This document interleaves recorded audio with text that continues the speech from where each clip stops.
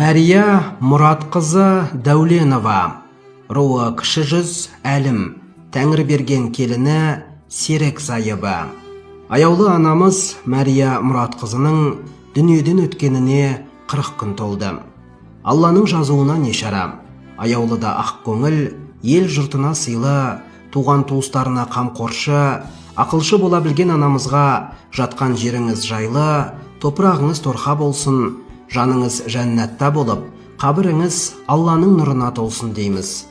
Жалғастырып екі дүние арасын, көгімізде жұлдыз болып қаласың.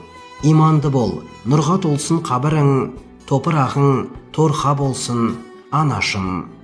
Мәрия Мұратқызының 40-ы 26 қазан күні сағат 11-де Сәтбаев қаласы Сәдуақас Ошағұлы атындағы мешіт асханасының кіші залында беріледі. 40-ына туған туыс, құда жекжат, көрші көлем, марқұмның көзі тірісінде сыйлас дәмдес болған жандарды шақырамыз.